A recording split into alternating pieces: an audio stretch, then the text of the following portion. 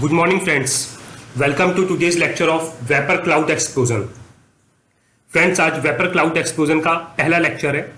इसमें बेसिकली हम ये समझेंगे कि वेपर क्लाउड एक्सप्लोजन एक्चुअल में होता क्या है, ये किस तरीके से होता है और इसके कौन कौन से टाइप्स होते हैं।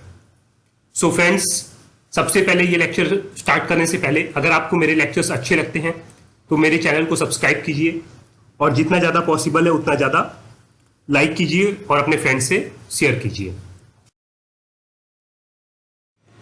सो फ्रेंड्स, सबसे पहले मैं आपको बताता हूं एक्सप्लोजन क्या होता है। Friends, an explosion is a rapid increase in volume and release of energy in an extreme manner, usually with the generation of high temperature and release of gases.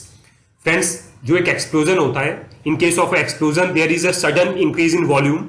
आपका वॉल्यूम सडन इंक्रीज करता है, एक high level की आपकी energy release होती है, high level से आपकी फ्लेम्स मूव करती हैं और आपका काफी हायर लेवल पे आपकी साउंड की वेव्स भी आपकी ट्रेवल करती हैं और जो हीट एनर्जी होती है वो भी काफी ज्यादा मात्रा में होती है एक्सप्लोजन में। फ्रेंड्स, जो फायर होती है वो आपकी स्लो रेट से मूव करती है, बट एक्सप्लोजन आपका, जैसा कि आपने देखा होगा कि जब बम आपका फटता है तो वो पूरे की पूरे एरिया को डैमेज कर देता है बिकॉज ऑफ द जो उससे फ्लेम्स मूव करती हैं और जो उससे साउंड वेव्स मूव करती हैं वो इतनी फास्ट होती हैं कि वो पूरे एरिया को डैमेज कर देती हैं। वही सेम होता है आपका एक्सप्लोजन। एक्सप्लोजन के केस में हमारा जो रिलीज ऑफ एनर्जी है वो काफी हाई होता है। At higher temperatures there is sudden increase in volume also and sudden release of gases. So friends, hope आपको एक्सप्लोजन अब बिल्कुल क्लियर हो गया होगा। नाउ फ्रेंड्स, इन एक्सप्लोजन को बेसिकली हम दो तरीके से डिफ्रेंशिएट करते हैं। एक होता है आपका डिटोनेशन, एक होता है आपका डिफ्लैग्रेशन। सो फ्रेंड्स, डिटोनेशन जो होता है ये एक एक्सप्लोजन होता है इन विच जो साउंड वेव्स हैं, मींस जो मेरी साउंड वेव्स प्रोड्यूस हुई वो greater than speed of sound move करती हैं। फ्रेंड्स, दोबारा सुनिएगा, डिटोनेशन के केस में जो मेरी साउंड वेव्स, जो शॉक वेव्स प्रोड्यूस हुई हैं वो greater than sound speed of sound move करती हैं। जो डिटोनेशन होता है ये एक्सट्रीमली रैपिड होता है, ये सेल्फ प्रोपेगेटिंग होता है और इसमें basically high pressure temperature waves होती हैं। बट फ्रेंड्स, जो आपका डिफ्लैग्रेशन होता है इसमें जो आपकी शॉक वेव्स हैं ये less than the speed of sound move करती हैं। दोबारा समझिएगा फ्रेंड्स, इसके केस में जो आपकी शॉक वेव्स हैं ये basically less than speed of sound move करती हैं। ये काफी रैपिड होता है। Auto combustion of particles of explosive as surface phenomena, it may be initiated, ये इनिशिएट हो सकता है by contact of flame but may caused by impact और फ्रिक्शन। ये आपका किसी चीज के इंपैक्ट होने से या फ्रिक्शन से भी हो सकता है। ये बेसिकली कैरेक्टरिस्टिक्स होता है आपका लोअर एक्सप्लोजिव्स का। और लो एक्सप्लोजिव्स का और जो डिटोनेशन आपका कैरेक्टरिस्टिक्स होता है ये होता है आपका हाई एक्सप्लोजिव्स का। सो फ्रेंड्स, अगर मैं डिटोनेशन और डिफ्लैग्रेशन में बेसिक डिफरेंसेस देखता हूं तो डिटोनेशन के केस में मेरे जो शॉक वेव्स हैं वो बेसिकली साउंड की स्पीड से ज्यादा स्पीड में ट्रेवल करती हैं, लेकिन डिफ्लैग्रेशन में वो साउंड की स्पीड से कम स्पीड में ट्रेवल करती हैं। जो मेरा डिटोनेशन होता है ये बेसिकली मेरा हाई एक्सप्लोजिव्स के केस में होता है, जो डिफ्लैग्रेशन होता है मेरा ये लो एक्सप्लोजिव्स के केस में होता है। सो फ्रेंड्स, ये मेन डिफरेंसेस है आपके डिटोनेशन और डिफ्लैग्रेशन के बीच में। सो फ्रेंड्स, होप आपको एक्सप्लोजन, डिटोनेशन और डिफ्लैग्रेशन के कॉन्सेप्ट्स बिल्कुल क्लियर हो गए होंगे। जो आपका डिफ्लैग्रेशन होता है ये फ्रेंड्स बेसिकली आपका फ्लेम स्पार्क को छोड़ के आपका फ्रिक्शन या फिर किसी चीज के इंपैक्ट की वजह से भी पॉसिबल है। नाउ फ्रेंड्स, हम बात करते हैं वेपर क्लाउड एक्सप्लोजन की। एक्सप्लोजन मैं आपको क्लियर कर चुका हूं और वेपर क्लाउड यहां पे और टर्म आ गया। सो फ्रेंड्स, ये बेसिकली होता क्या है कि किसी भी जगह में किसी भी फ्लेमेबल केमिकल के वेपर्स अगर सफिशिएंट अमाउंट में प्रेजेंट हैं तो वो क्या होता है, आपका एक वेपर्स का क्लाउड जैसा बना देते हैं या फिर एक मिस्ट, मींस आपका धुंध जैसे क्रिएट कर देते हैं।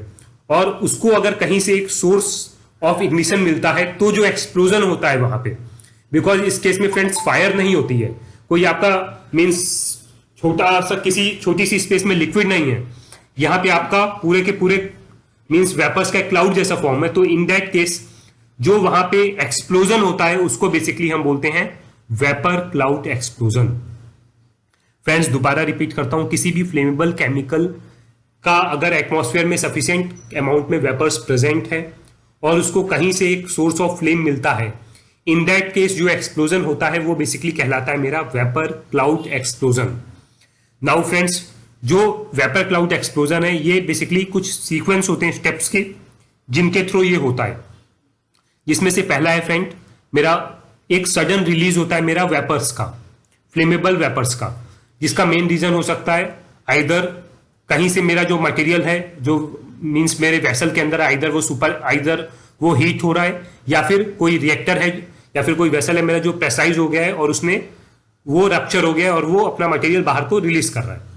सेकेंड फ्रेंड्स, जैसे ही ये रिलीज हुआ तो वो वेपर्स क्या करेंगे, वो एटमॉस्फेयर में डिस्पर्स करके चारों तरफ फैल जाएंगे। और फ्रेंड्स इसके बाद में काम करता है आपका सोर्स ऑफ इग्निशन। जैसे ही सोर्स ऑफ इग्निशन आया तुरंत एक जोरदार धमाका होता है जिसको हम बोलते हैं vapour cloud explosion. So friends, hope आपको वेपर क्लाउड एक्सप्लोजन का कॉन्सेप्ट बिल्कुल क्लियर हो गया होगा। नाउ फ्रेंड्स, यहां पे मैं आपको थोड़ा डिटेल में समझाता हूं। वेपर क्लाउड एक्सप्लोजन में एक फ्लेमेबल केमिकल रिलीज होता है एटमॉस्फेयर में, जहां पे वो फॉर्म करता है एक क्लाउड वेपर्स का, जो डिस्पर्स करता है आसपास के एरिया में एज पर विंड।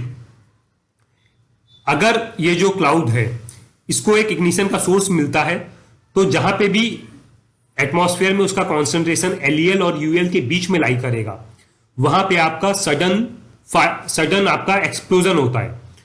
और ये जो एक्सप्लोजन होता है फ्रेंड्स, इसमें जो फ्लेम होता है उसका जो फ्रंट मूव करता है, मींस फ्रेंड्स फ्लेम का फ्रंट मैं आपको समझाता हूं। लाइक जैसे आपका एक्सप्लोजन हुआ तो जो पहली फ्लेम निकली वो फ्लेम आपका जिस स्पीड से मूव करती है वो बेसिकली ये डिसाइड करता है कि वो डिफ्लैग्रेशन है या फिर डिटोनेशन है। और डिफ्लैग्रेशन और डिटोनेशन क्या है ये मैं आपको बेसिकली अपनी प्रीवियस स्लाइड में कंफर्म कर चुका हूं। सो फ्रेंड्स, इसकी जो सीवियरिटी होती है ये बेसिकली इस चीज पे डिपेंड करती है कि आपका वेपर का क्लाउड आपका कितना बड़ा था जिस टाइम आपका ये एक्सप्लोजन हुआ। इसके बाद में वो एरिया कैसा था, कितना कंजेस्टेड था जहां पे आपका ये वेपर क्लाउड्स थे। और तीसरा आपका सोर्स ऑफ इग्निशन कैसा था। फ्रेंड्स, अगर प्राइमरी हैजार्ड्स की मैं बात करता हूं तो इसमें हैजार्ड्स होते हैं आपका ओवर प्रेशराइजेशन और हैजार्डियस फ्रेगमेंट्स।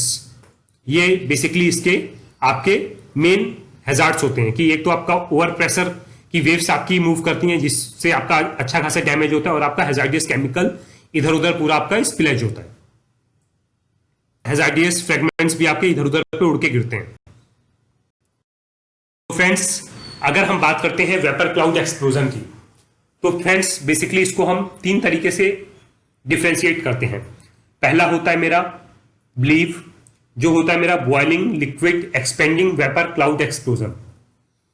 सेकेंड होता है फ्रेंड्स मेरा UVCE unconfined vapour cloud explosion.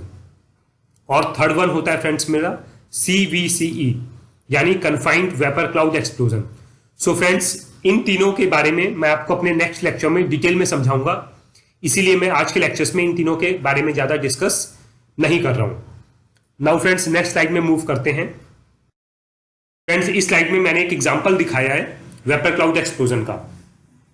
तो फ्रेंड्स 1970s में बेसिकली प्रोपेन के वेपर्स रिलीज हुए थे। एक जगह है मिसूरी करके, वहां पे आपके जो पाइपलाइन है, पाइपलाइन से आपके प्रोपेन के वेपर्स रिलीज हुए थे, लीकेज हो गया थी प्रोपेन की पाइपलाइन, जिसकी वजह से आपके एटमॉस्फेयर में डेंस क्लाउड्स जैसा फॉर्म हो गया था। इसके बाद में फ्रेंड्स उसको एक कहीं से सोर्स ऑफ इग्निशन मिलता है और वो क्लाउड आपका सडन एक्सप्लोड करता है। ये एक्सप्लोजन फ्रेंड्स इतना बड़ा था कि आसपास का एरिया जो भी फील्ड था ये इतना ज्यादा डैमेज हुआ कि ये डैमेज आपका near about 50 tons of detonating, जो हम डिटोनेशन के लिए यूज करते हैं 50 टन्स मटेरियल लाइक ट्राइनाइट्रोटोलिन, जिसको बेसिकली हम आपका एक्सप्लोजन के लिए यूज करते हैं। ये डैमेज इतना बड़ा था, मींस ये एक्सप्लोजन इतना बड़ा था कि वो उतना एक्सप्लोजन करवाने के लिए आपको 50 टन्स ऑफ टीएनटी चाहिए। अब आप खुद ही समझ सकते हैं कि फ्रेंड्स ये जो प्रोपेन के वेपर क्लाउड का एक्सप्लोजन हुआ था वो कितना बड़ा डैमेज था, कि इतना बड़ा आपको अगर सिमिलर डैमेज करवाना है तो आपको 50 टन्स ऑफ ट्राइनाइट्रोटोलिन चाहिए। जो इससे होने वाला डैमेज और जो इससे होने वाला वायलेंस था उसका अनुमान नहीं लगाया जा सकता है। यहाँ पे मैंने जस्ट एक पिक्चर लगा रखी है उस एक्सप्लोजन की, जिसे देख के आप जस्ट बड़ा बड़ा आइडिया लगा सकते हैं कि ये कितने बड़े लेवल का एक्सप्लोजन था। So friends, vapour cloud explosion जब भी होते हैं तो इनसे होने वाले डैमेजेस बहुत ही ज्यादा रहते हैं। तो इसीलिए हमें हमेशा ये ध्यान रखना चाहिए कि कहीं पे भी अगर मेरे को वेपर्स के क्लाउड जैसे दिख रहे हैं तो मेरे को इमीडिएटली सबको इन्फॉर्म करना है और इमीडिएटली मेरे को प्रिकॉशनरी मेजर्स लेने हैं। सो फ्रेंड्स, आज के लेक्चर में बस इतना ही।